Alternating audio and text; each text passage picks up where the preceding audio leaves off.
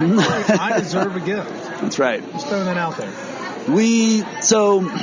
That my sister and Mark moved to Denver in 2009, I think it was. So starting then, I was spending a little bit of time here. Like I would come out 2 or 3 times a year. My sister and I are really close, so I'd come here a ton.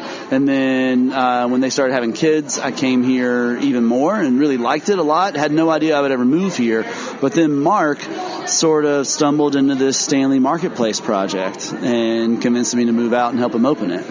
Nice. That's really legit. So what was really their, what did they, like when they were like, hey, would you come help us open this? Was it like designing, planning? No, it was sort of gradual because at the beginning, the first plan was for a beer hall, right? So the first plan that Mark put together was to open a little beer hall in Stapleton, looking for 2,000 to 3,000 square feet, teamed up with a chef who was going to make that happen.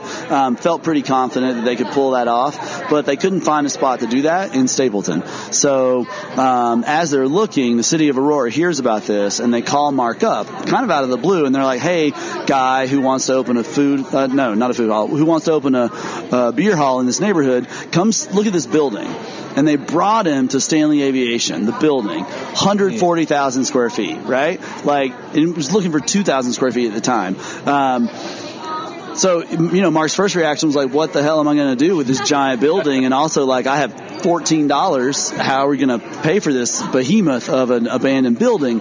But he couldn't stop thinking about it. He was working with a couple of folks, some neighbors of his, and they decided, you know what? What if we open a beer hall here, but also open a coffee shop and also put in a yoga studio? And maybe we'd just like rent out the rest to some big company or who knows what. So it started with this small idea. Maybe we'll do a few businesses in this old building and figure out something to do for the rest. And Stanley grew out of that. So I was involved in those conversations in the early days. But as it started to become possible, they wanted a vision statement, if you will, like a mission statement. And so Mark asked me to do that. So I put together what the vision of this place could be if we actually opened it. It's like a manifesto. We call it the Stanifesto. I saw that. So yeah. So I wrote that from New York. You saw that? And it's on the wall, man. Oh, you got to come out. I've been out there, but I mean, I'm not one to look at the wall unless you don't let hit it in the face. Well, they have it on their website and stuff. Yeah, it's on the website. But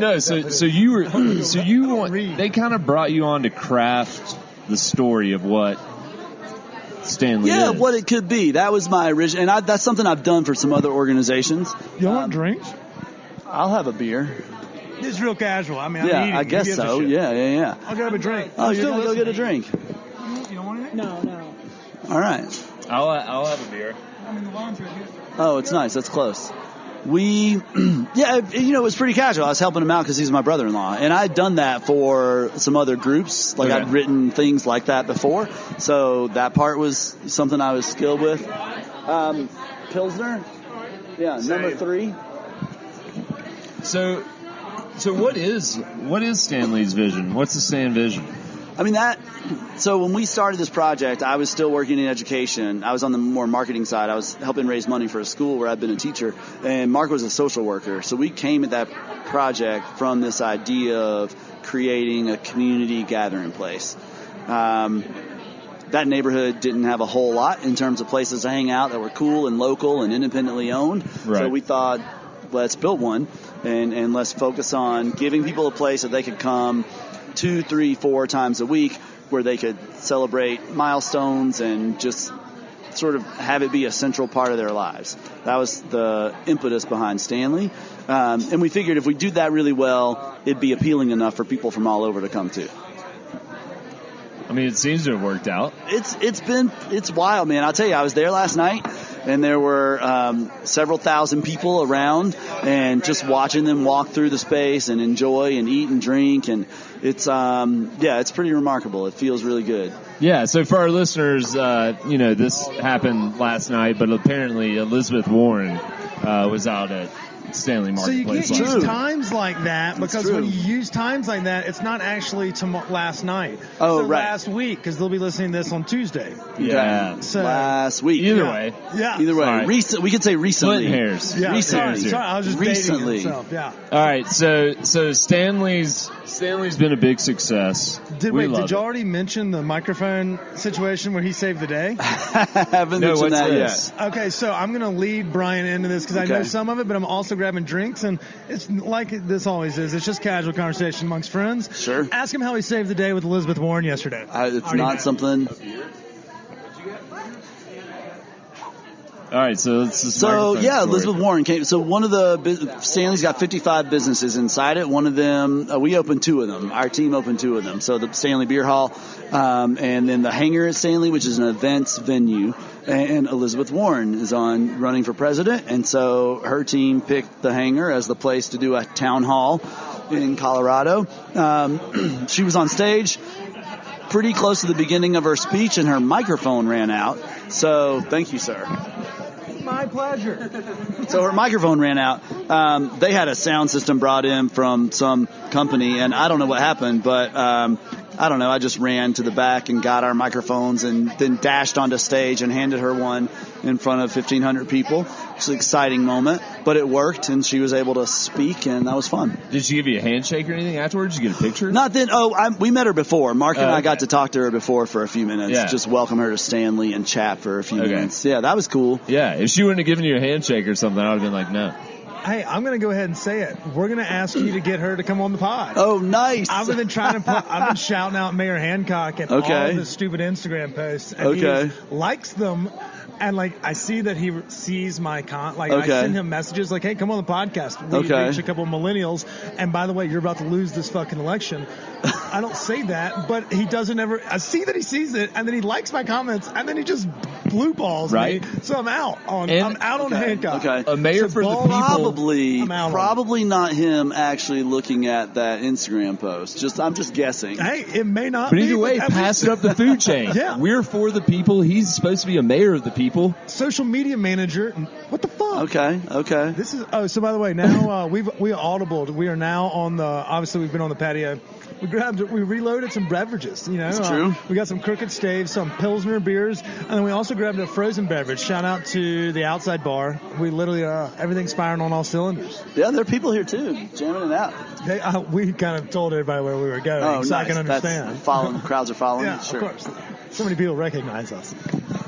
So Stanley Market, you saved the day yesterday or a week ago, and so you still work with Stanley Market, but you recently did a big thing with the Broadway Market. Yeah, well, we opened Broadway Market. Yeah, it's a new spot. This Friday will be 8 weeks old, so we're almost 2 months old.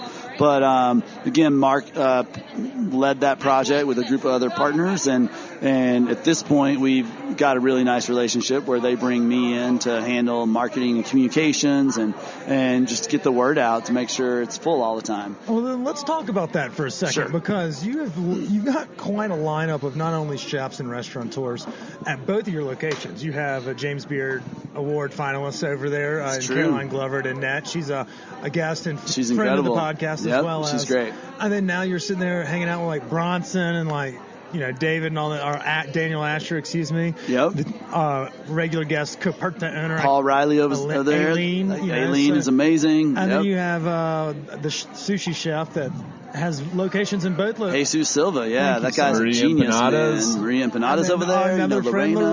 Lorena. So Yeah. I was going to end on that as a slam dunk. But, I'm sorry. yeah. So how'd you get this all-star squad to come into your building? Well, Broadway was a little easier than Stanley because we've got Stanley to sort of show people, like, here's something that we put together and opened, and it worked, and so people can see that and sort of know. So Broadway was a matter of, finding people who wanted to do something similar and work collaboratively together. Stanley was kind of making it up as we went along, finding people who were like-minded. And Terry and Wade. Terry and Wade, man. Hell yeah. Met them in a brewery. Folks. Love those guys. Dude, yeah. Yeah, do you know how we met them? I don't know y'all's story. I know ours, but you tell me your story. No, I'll tell you. So this is the early days of Stanley. We signed a few people. Raimi from Comida came on pretty early, and that gave us some cred because people knew who she was, and she's a general badass. And so people are like, oh, this is this crazy project out in Northwest Aurora might actually work. Shortly after that, Josh Pollock came on from Rosenberg's to open the second Rosenberg's. He was huge. Just getting it's huge out there. Getting a couple names like that made it easier to get the rest of the folks. And Mark would go into meetings and hand them a copy of the Stanifesto and say, here's what we're doing, and it's going to be amazing. And he's a visionary guy, and people, And the cookie cutter families have loved it out there. Like, love it, through fucking suburbia hell. I mean, to each their own. Everyone's got their vices. I would kind of go crazy out there. It kind of, it reminds me of the start of Weeds, the song. When the TV show. Yeah, it looks a lot like that. Yeah. The first time I went to Stapleton, this was probably 2009. It felt like Pleasantville. Yeah, exactly. That that movie, Pleasantville. Seaside Beach, and it's just like everyone's waving like, howdy, neighbor. Yep. And I don't hate He's it. on something. Yeah, they love their Valium and Xanax out there, as do we. We're not here to judge. We love not them here too. to judge. But yeah, so it's been. Every time I'm out there, I feel like it's unbelievably inviting for families, but also for young groups and everything in between. So it seems like it hits kind of like all the spots, like yoga. Like how do you come up with the concept for Broadway to just go straight food, and how'd you know it was going to be successful? Well, Broadway's got 2 boutiques in it, so it's a little bit different. We've got a couple of, we got some retail stuff, over on the right side when you walk in. The Obama candles. Yeah, exactly. Shout out exactly. Come on the pod. Yep. See, a little bit less than half the people in Broadway Market have some sort of Stanley affiliation. So Maria Empanada's over there. Jesus and the team behind Masaki, the sushi joint. And I don't know if you guys have eaten there. Amazing. I've only had the one in Broadway Marketplace, so I knew that he had the place in Stanley, but I had just met him that first time when we were all goofing off there last time. So good. So a few of those folks were from Stanley. And then, Mark put together the rest. He worked with Adam Schlegel. Do you guys know him? He's one of the founders of Snooze. Is that the same one is he doing Chook with Alex? He's doing a lot of stuff. Yeah, he's a busy guy. We're going to give him a shout. Got to talk to this guy. Yeah. I'll put you in touch with that guy. He's a good dude. You just avoided the hot seat, as we like to call it. Yeah. We haven't brought that back in a while. Yeah. Well, we just reinvented it. Dude. Yeah. So, it's really a matter of conversations, like finding people who have a similar ethos about how to operate and who want to be in a collaborative environment. Like if you're a sort of loner, independent, my way or the highway kind of chef or operator, you're not going to do well in a food hall. No. You've got to be willing to roll with the punches and work with other people. And, at Broadway Market, it's a lot smaller than Stanley, obviously, but there's shared walk-ins and shared dry storage. And you've got to be able to sort of navigate that and want to navigate that. Yeah, it's got to be kind of fit your business model on the other side.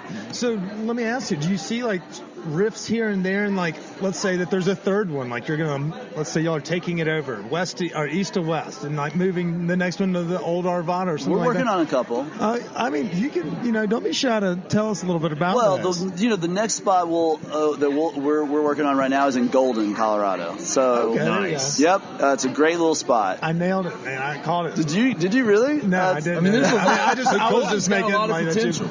Yeah, and it's. We've had friends that moved out there. Couples that actually a lot of chefs live out there. It's a great place to live. It's closer to the mountains. It's got really nice family inviting area. But there's an old mill out there. It's called the Golden Mill. It was originally literally a mill in the 1880s. Oh, sure. And I'm gonna have you turn it just a little. Oh, sure. Sorry about that. No, better. I can still hear it. It's just a little faint. Okay. And then for the past 60 or so years, it was a feed store. So right close to downtown Golden on Ford Street, little feed store, and that closed 2 Decembers ago. So a group of Golden residents wanted to save that building, so they bought it. and they wanted to do something cool in it, but they didn't know exactly what. And they got in touch with Mark and the Stanley team, and now we're working on that. That's right. Yep. So they brought me in too, and we're gonna open a food hall 2020. Yeah, I feel like we almost kind of skipped a spot there between between Stanley and Broadway Market, and I wanted to talk about Broadway Market too. But like between then is when you created this Oh Hey Creative. Correct. So I came out here to help Mark open Stanley Marketplace. I didn't really know exactly what that would mean for my career as a whole, just that we were going to work really hard to open this crazy massive building in an abandoned kind of spot in Northwest Aurora. And we did it. And people paid attention and started asking us to do some more stuff. So I had to get a little bit more organized in terms of what I do, and that's when I put together Oh Hey Creative. Like, I had a company, I had an LLC in New York. It was called Bryant Palmer Creative. So it's funny because that's not a very creative name. No. But